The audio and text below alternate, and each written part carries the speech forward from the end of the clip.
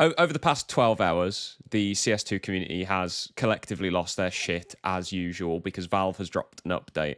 An update which, in my eyes, is objectively good, to be honest with you. So for those who missed it, Valve have addressed the issue of SnapTap or SOCD or Null Binds. They're just 3 implementations of the exact same outcome. They've been circulating recently. For the purposes of this, I'm going to be grouping them all under the moniker SnapTap. That's what everyone calls it. But they're all basically the same. 2 of them are in hardware in the keyboard, that being Wu-Ting's implementation of simultaneous opposing cardinal directions, and SnapTap, which is Razor's implementation. And then Null Binds are binds native to the game. They give you the same outcome as SnapTap, but without they're not in the hardware, they're in the game. Now, the update before last, Valve added some strings, which were very interesting to the game, which seemed to be detecting SnapTap's existence, and they were bucketing your counter strafes into essentially perfect, almost perfect, and not perfect at all.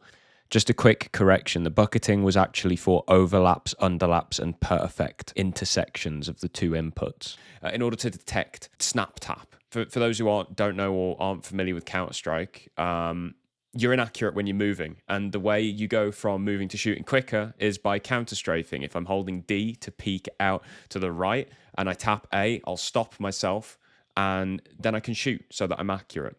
SnapTap aims to remove the human error from that. So rather than holding D and having to tap A, when I tap A, the keyboard will just cancel out the fact that I'm holding the D button altogether. So you can get these instant counter strafes. Now, a lot of people are saying that this makes the game feel better. And look, I've tried SnapTap. I've tried the Null Binds. It does seem to make your counter strafes feel snappier. I'm not going to deny that. But ultimately, this is a very light form of cheating in my eyes. Getting rid of Null Binds has been pretty unanimously praised as a good decision by Valve, with the caveat that hopefully they come in and fix some of the movement issues, and I agree with that. Valve have worded this ruling to be so unbelievably clear, there's like no room for error in it. So to read directly from the patch notes, we are no longer going to allow automation, brackets, via scripting or hardware that circumvent these core skills, that being movement, etc. And moving forward, and initially exclusively on Valve official servers, players suspected of automating multiple player actions from a single game input may be kicked from their match. And we've seen that happen already. We've seen a couple of reports of false positives. I went on last night, albeit quite late, to try and sort of replicate those. I couldn't do it, and I'd consider my counter-strafing to actually be pretty good, but a bit more testing, obviously. If there are false positives, that needs to be fixed pretty quickly. But they followed it up with this. To prevent accidental infractions, in-game binds that include more than one movement and or attack actions will no longer work, i.e. Null Binds and Jumpthrow binds. And that's the kicker, right? That's the one that everyone's upset about, because Jumpthrow binds no longer work. You dig into the patch notes a little bit deeper, and they talk about the specifics, right? Any input bind that includes more than one of the following commands will get ignored by default. Those are sprint, reload, attack, attack 2, so right click, turn left, turn right, turn up, turn down, forward, back, left, right, move up, move down, K-look, use, jump, duck, strafe, zoom, yaw, pitch, forward, back, right, left. I really like this implementation, and I'll tell you why.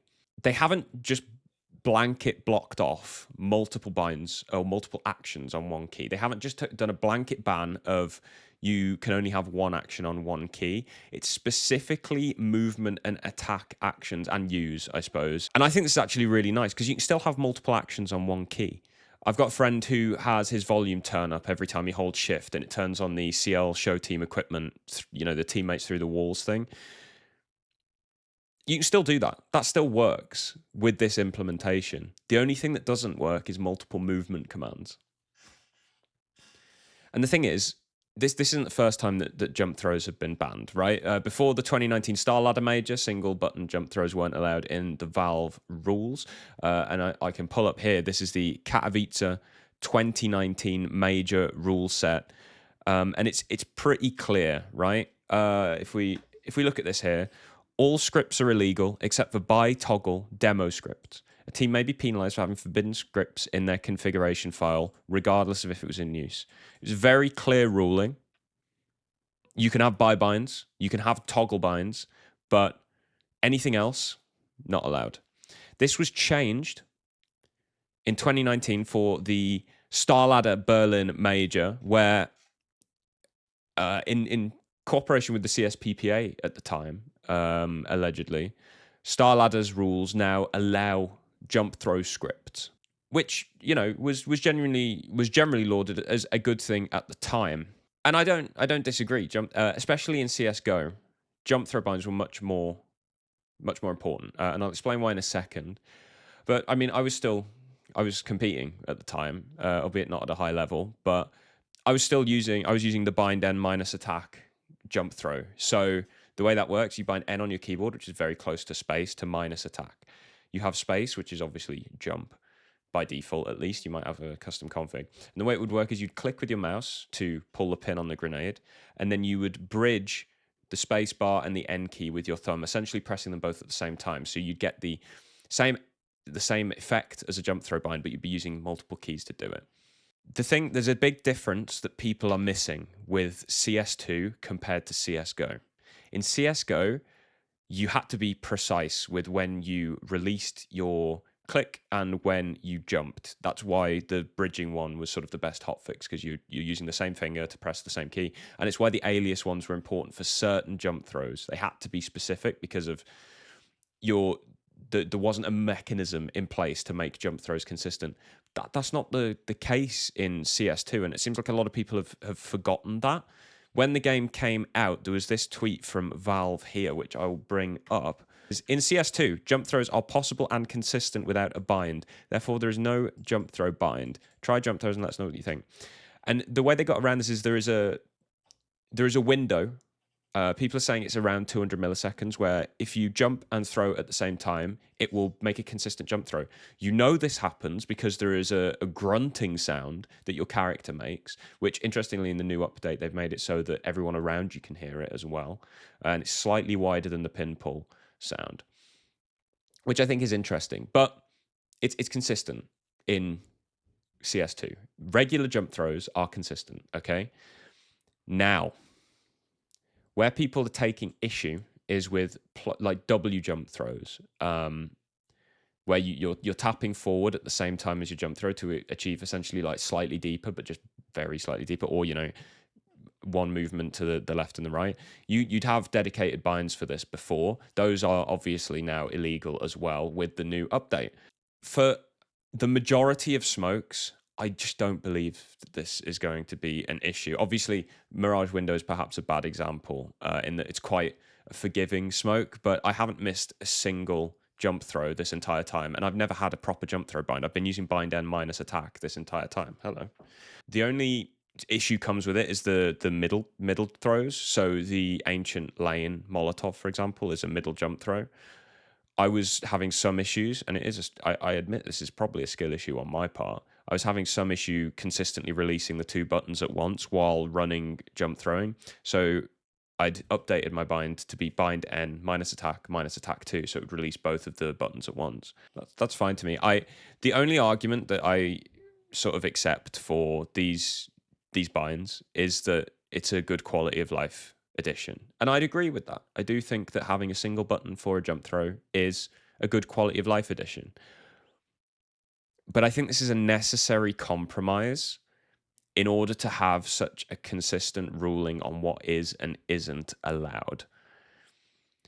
I'd be more than happy if Valve added a bind that said, like a one press bind that says this is your W jump throw, or this is this is a W jump throw, or a forward jump throw, whatever it is. This is a regular jump throw, and you could have one bind built in natively to the client. But this isn't going to massively break the pro meta. This isn't going to break the game. It's going to be fine. And also, this update's come out. Everyone's whinging about jump throw binds being gone. They've rolled out initial testing of VACnet 3.0. People have been complaining about the prevalence of cheaters for months. It's been a massive thing. And everyone's just completely missed the fact that they're rolling out a brand new version of their anti-cheat. But, you know, that's Counter-Strike for you. So, Stratbox. It's got the biggest nade database out there. It's bloody huge. There's so many nades, I don't even know how many nades there are. Should we check how many nades there are? Okay. We download all the demos. Download all the demos. Analyze all the demos. We've been 4,500 of them.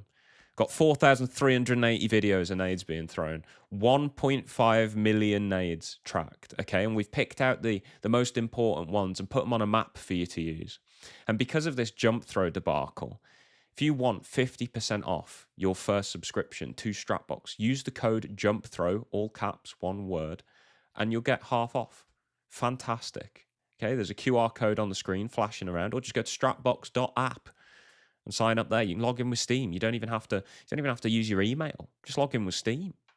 Like, I think Maui had, to be honest, by far the best response to this entire thing. Where is it? I'm glad that Jumpthrows are gone. Seriously. This will never be settled via Twitter, but with Jumpthrows reliably built into the game, I've messed up less than 5% of my Jumpthrows of all variations, including W and spacebar simultaneously. Valve made this stuff pretty idiot-proof. Did it need to happen? Logically, yes, actually. Inviting Null Binds in any capacity, the Jumpthrow is a type of Null Bind, leaves the door open to more disruptive ones in the future. Drawing a clear line leads to zero confusion for future rulings, which I agree with. However, I would have no problem with Valve creating a bind specifically built into the game that mimics what Jumpthrows and Jumpthrows do today. It's a big part of Pro CS, and I do understand the ease of use, and even from an accessibility standpoint, it's a fair pushback, and I agree with this as well. This is the take. This is the take. Anyway, that's all I wanted to come on and yap about. I'll edit this up and put it on YouTube, and have a good old time.